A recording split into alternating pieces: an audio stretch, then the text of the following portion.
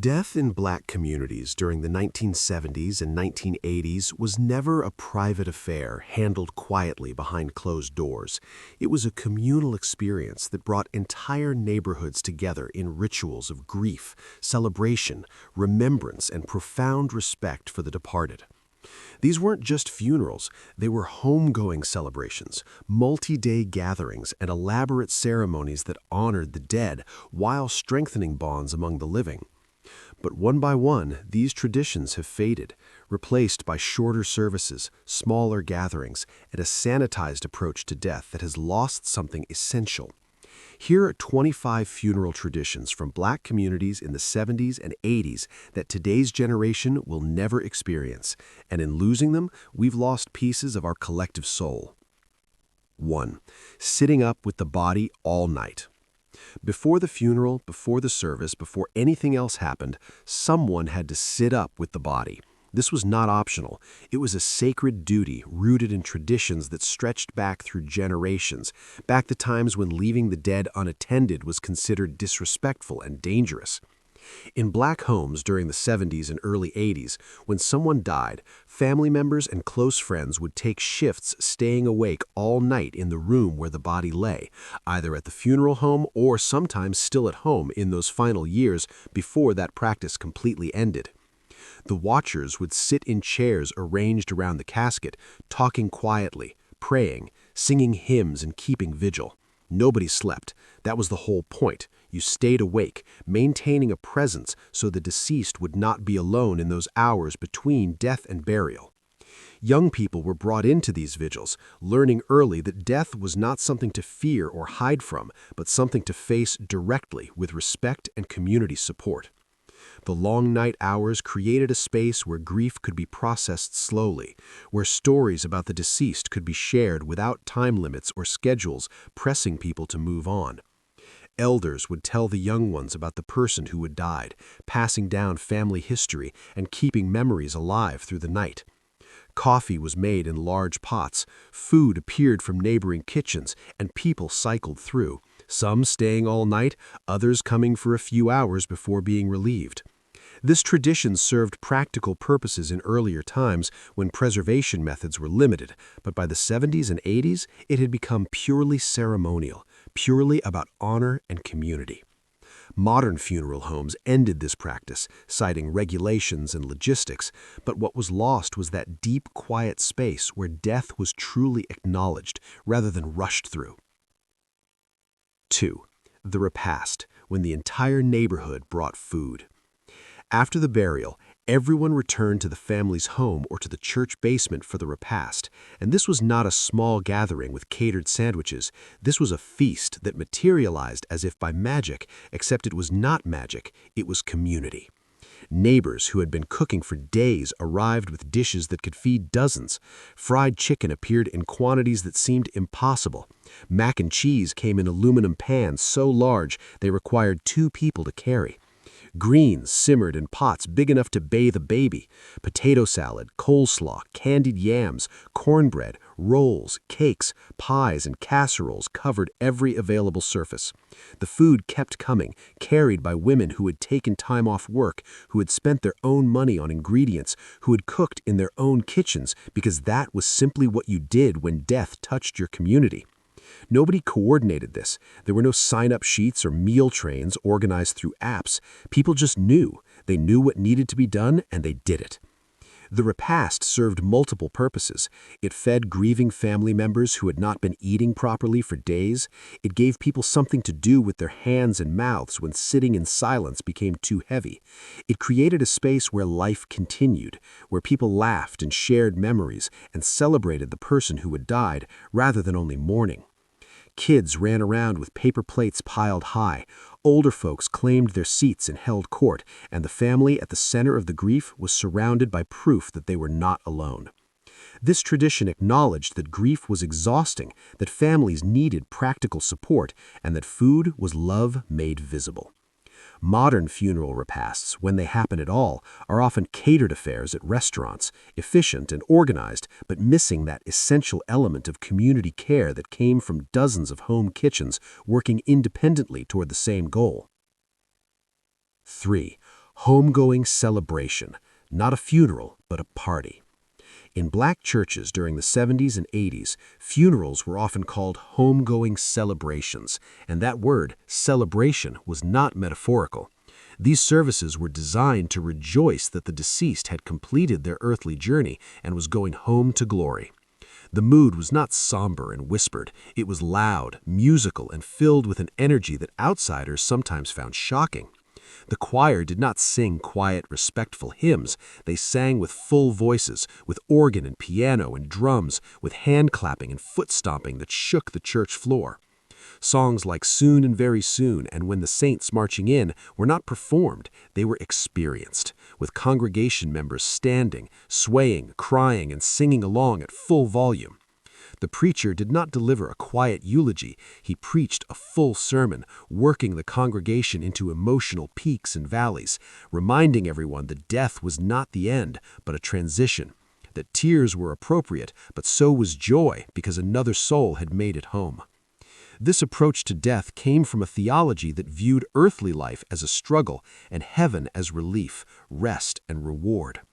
For communities that had endured slavery, Jim Crow, systemic poverty, and daily indignities, the promise that a better place awaited after death was not just comfort, it was essential hope. So homegoing celebrations were genuine celebrations, acknowledging grief while refusing to let death have the final word. Modern funerals, even in black churches, have often become more subdued, more influenced by mainstream American funeral culture that treats death as a tragedy rather than transition. The exuberant joy that once characterized these services has faded, replaced by something more restrained and less rooted in the theological traditions that made homegoing truly feel like going home. 4. Black funeral homes as community institutions. During the 70s and 80s, black funeral homes were not just businesses, they were pillars of the community with influence and importance that extended far beyond handling bodies. These establishments were often among the most successful black-owned businesses in any city, and the funeral directors were respected figures whose opinions carried weight. The funeral home served as a gathering place, a neutral ground where community meetings could be held, where civil rights organizing happened in back rooms, where families celebrated graduations and anniversaries in the same spaces where they mourned their dead. The funeral director knew everyone, had handled multiple generations of the same families, and provided services that went beyond embalming and casket sales. They extended credit when families could not pay immediately. They negotiated with cemeteries and churches. They counseled grieving relatives, and they maintained dignity and respect for the deceased that black families could not always expect from white-owned establishments during segregation and its aftermath. Many funeral homes had been in the same black families for generations, with sons and daughters learning the business from parents who had learned from their parents.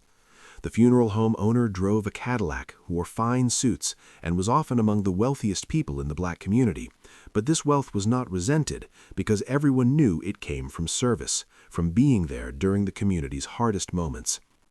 Modern funeral corporations have bought out many of these legacy black funeral homes, and while the names sometimes remain, the community connection has been severed. The funeral director is now an employee, not a community leader, and the personal relationships that once made death less lonely have become business transactions. 5. Open casket viewing. Everyone had to see. In the 70s and 80s, open casket viewing was not optional for major funerals in black communities. The casket was opened, the body was displayed, and everyone, including children, was expected to file past and look. This was not considered morbid or traumatic. It was considered necessary closure, proof that the person had truly died, and a final opportunity to see the face of someone you loved. The body would be dressed in their finest clothes, hair styled perfectly, makeup applied to create a peaceful appearance, hands folded with a Bible or flowers. Funeral homes took tremendous pride in their presentation, in making the deceased look natural and at peace. Family members would approach the casket, some touching the hands or face, some weeping loudly, others standing in silent contemplation.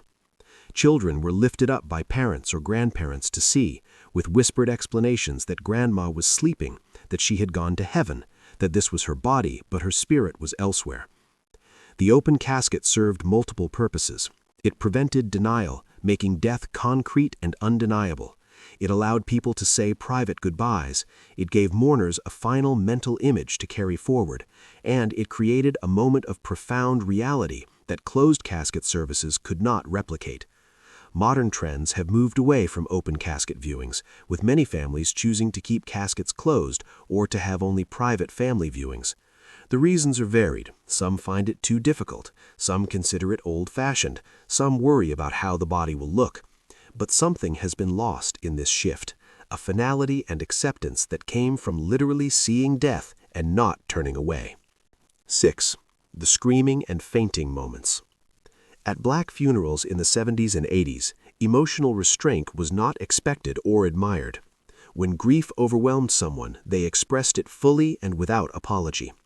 Women would scream, wail, throw themselves across caskets, and sometimes faint or collapse from the intensity of their sorrow. Men would weep openly, their bodies shaking with sobs that could be heard throughout the church. These were not performances, they were genuine emotional releases in a context that not only permitted but expected such displays. The church had nurses, usually older women dressed in white, whose specific job was to attend to people who became overwhelmed. They carried smelling salts, fans, and tissues, ready to catch someone who fainted, to fan someone who was hyperventilating, to guide someone having a breakdown out of the sanctuary to a quiet room where they could recover. The nurses were essential personnel at every major funeral, as necessary as the preacher and the pallbearers. This acceptance of extreme emotional expression came from a cultural understanding that grief was profound, that losing someone you loved was genuinely traumatic, and that trying to maintain composure during such moments was neither healthy nor necessary. The church was a safe space to fall apart, to let the grief pour out in whatever form it took. Modern funerals have become more controlled, with emotional outbursts viewed as disruptions rather than natural expressions of grief. The nurses in white have mostly disappeared, and with them has gone that permission to grieve without restraint, to let your body express what your words cannot. 7. White-gloved ushers and their sacred protocols. The ushers at Black funerals during the 70s and 80s operated with military precision and profound dignity. They wore white gloves, dark suits, and carried themselves with a seriousness that communicated this was holy work. Their responsibilities extended far beyond showing people to seats. They controlled the flow of the service, deciding when people could approach the casket, when family members could view the body, when the church doors would be opened or closed. They handed out programs, tissues, and fans. They managed crying children and emotional adults. They knew where every family member sat and ensured that the immediate family was protected from being overwhelmed by well-meaning but intrusive consolers. The white gloves were not decorative, they were symbolic, representing purity, respect, and the sacred nature of handling grief and death. When ushers touched someone, to guide them, to steady them, to escort them, those white gloves were a visible reminder that this touch was different from ordinary human contact. This was ministry. Becoming an usher was an honor, a position of trust that required training and commitment. Young people aspired to join the usher board, learning the protocols and the importance of serving during the community's most difficult moments. Modern churches still have ushers, but the formality has diminished. The white gloves have largely disappeared, and with them has gone some of the ceremonial gravity that made funerals feel like the important rituals they were. 8. Multi-day viewing schedules. In the 70s and 80s, viewing the body was not a brief hour before the funeral. It was an extended process spread across multiple days with specific times for different groups. The funeral home would announce viewing hours, perhaps Monday evening for close family, Tuesday afternoon for friends and community members, Tuesday evening for church members, Wednesday morning for a final family viewing before the funeral that afternoon. Each session would last hours, with people arriving, spending time with the body, speaking with family, and then making room for the next wave of mourners. This extended viewing schedule served several purposes. It allowed people with different work schedules to attend. It prevented overcrowding by spreading visitors across multiple sessions. It gave the family time to receive condolences and support from their entire community. And it created a gradual process of acceptance, seeing the body multiple times over several days rather than once in a rushed moment before the service. The funeral home became a temporary community center, with people gathering in the chapel, in the parking lot, in the lobby, sharing memories. The graveside or during post-funeral gatherings in the 70s and 80s, you would see someone pour out a little liquor on the ground. This was not disrespectful or inappropriate. It was a ritual with deep roots, a libation for the dead that acknowledged their continued spiritual presence and honored them with something they had enjoyed in life. The person pouring might say a few words, "This one's for you, big man," or "Rest easy, brother," before tilting the bottle and letting whiskey, beer, or whatever the deceased had preferred splash onto the earth. This practice connected to African traditions of ancestral veneration, adapted and transformed through centuries, but maintaining its essential meaning. The dead are not gone, they remain part of the community, and we honor them with offerings. For some, this was deeply spiritual.